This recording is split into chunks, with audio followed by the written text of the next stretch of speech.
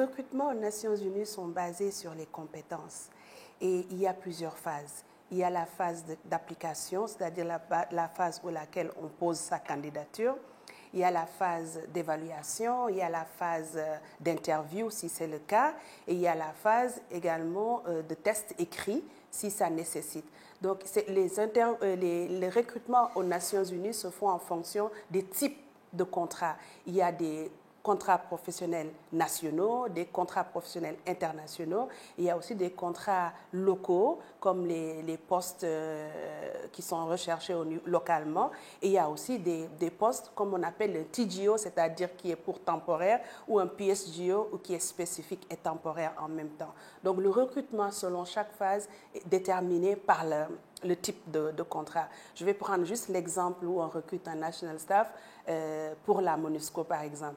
Dans ce cas de figure, s'il n'y a pas de roster qui existe déjà pour le national staff, en ce moment, on est obligé de faire les tests écrits d'abord. Ensuite, on fait les interviews pour pouvoir prendre la personne qui s'y est au mieux au poste pour lequel il applique.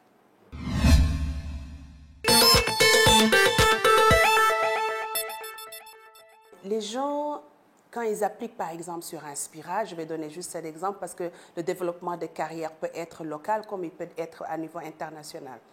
Quand ils postulent, ils prennent le même type de lettre de motivation ou ce qu'on appelle le cover letter qu'ils utilisent pour toute application.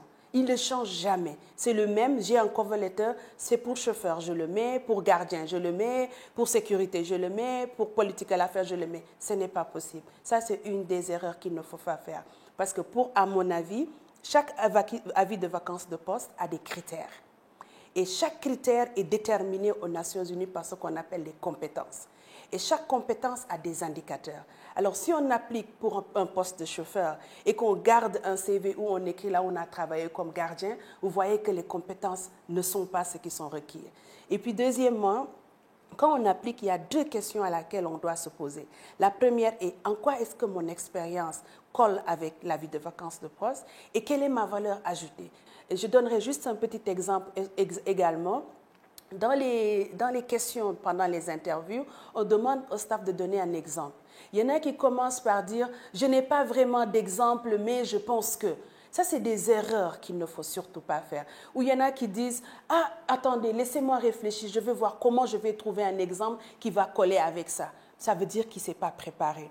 Aussi, il y en a d'autres qui répondent à une partie de la question et restent les suites des questions. Pourtant, les questions sont ficelées de sorte qu'il y a des niveaux de réponse qui permettent à la personne d'élaborer sur ce qu'on demande. Et il y a aussi la gestion du stress. Les gens viennent stressés. Et pourtant, il y a des formations qui se donnent au niveau de la MONUSCO sur comment gérer son stress. Et les gens, souvent, par manque de temps, n'y participent pas.